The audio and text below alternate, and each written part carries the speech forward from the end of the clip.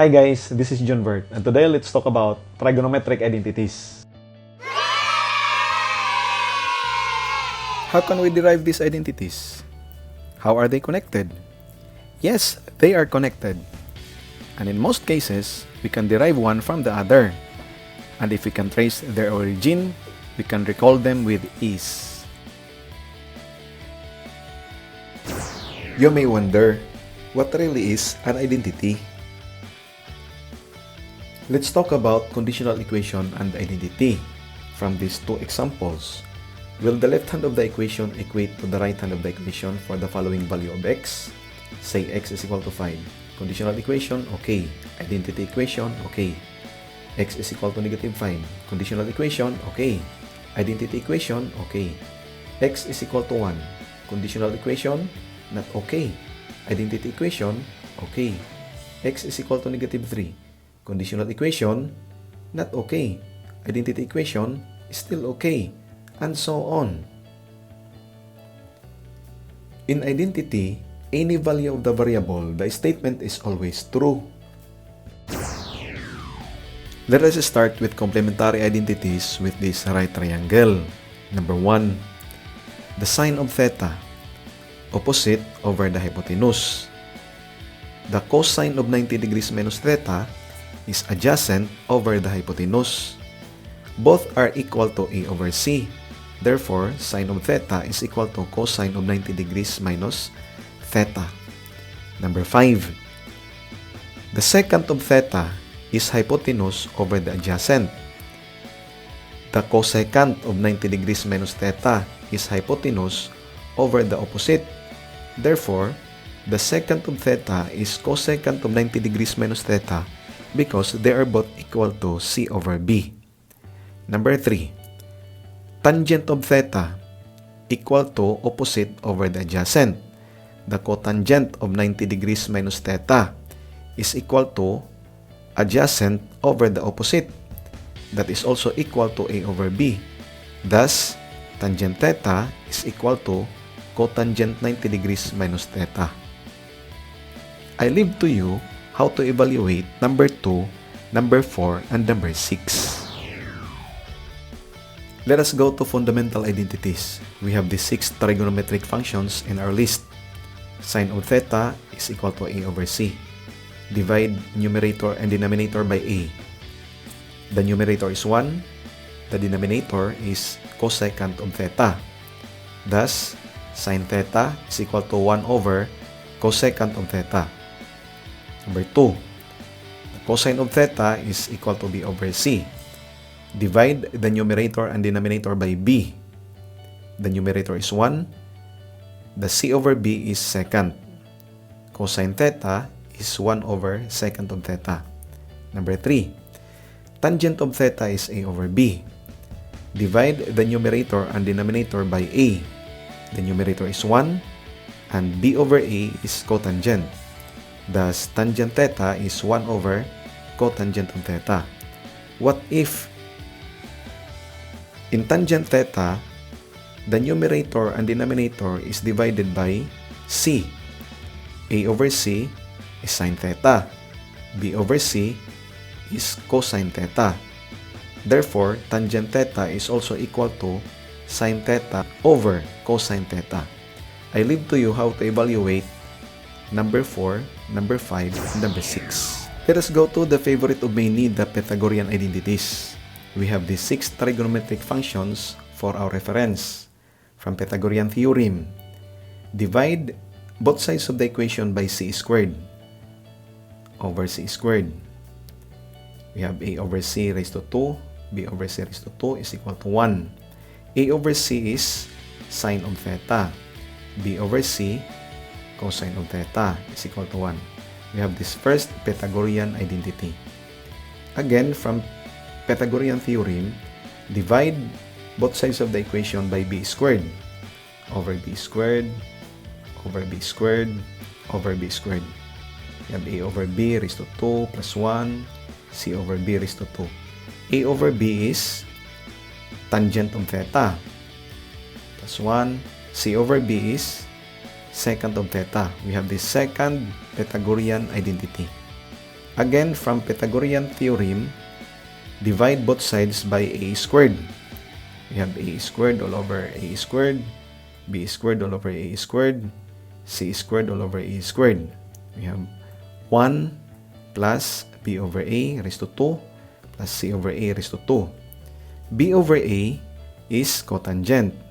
c over a is cosecant. So we have this third Pythagorean identity.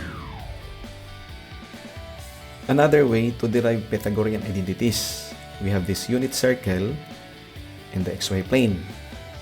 Let's take any point on the circle with coordinates xy. This is the x, this is the y, and this is the theta. Sine of theta is y over 1. Y is equal to sine of theta.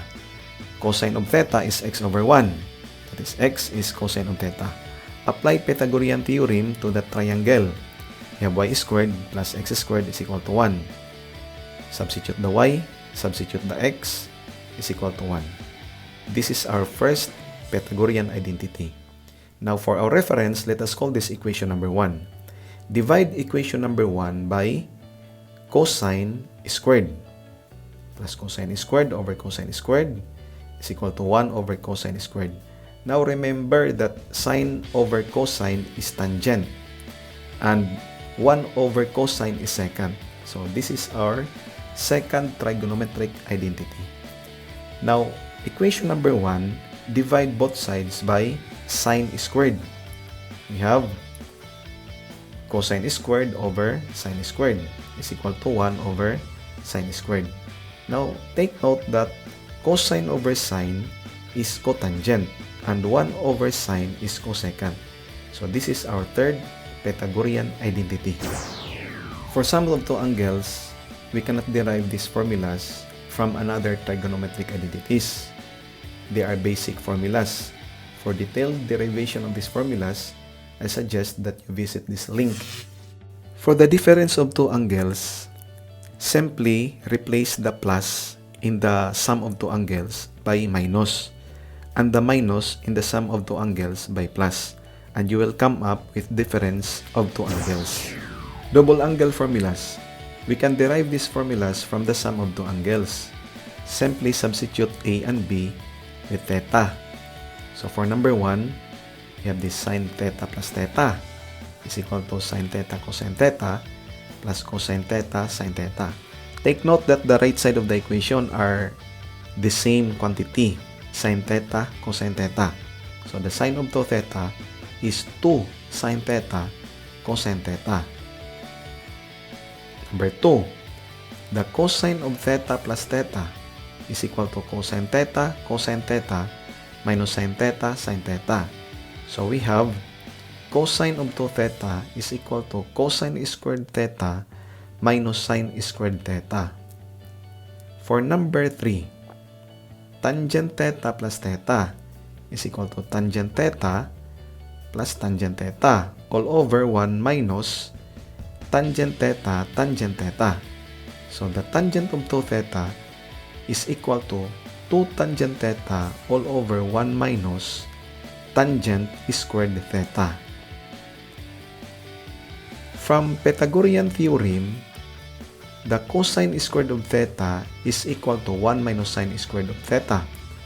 Let us substitute that cosine squared of theta and we will get 2a. Again, from Pythagorean theorem, the sine squared of theta is equal to 1 minus cosine squared of theta. If we are going to substitute that with 1 minus cosine squared of theta, we will get 2b. Half angle formulas can be derived from double angle formulas. Simply substitute in the double angle formula theta by 1/2 theta. So in 2a, cosine of 2 1/2 of theta is equal to 1 minus 2 sine squared of 1/2 theta. Cancel 2. Transpose the negative 2 sine squared to the left is equal to 1 minus transpose the cosine theta to the right. Divide both sides of the equation by 2. We have in the right side 1 minus cosine theta all over 2. Extract the square root, and this is our formula for sine of half an angle.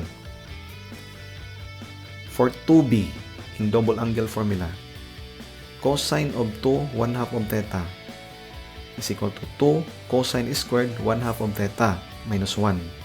Cancel 2. The cosine squared, transpose negative 1 to the left side, plus cosine of theta. The cosine squared of theta, or 1/2 theta, will become 1 plus cosine theta over 2. Extract the square root, and this is our formula number 2. Let's go to number 3. The tangent of 1/2 theta.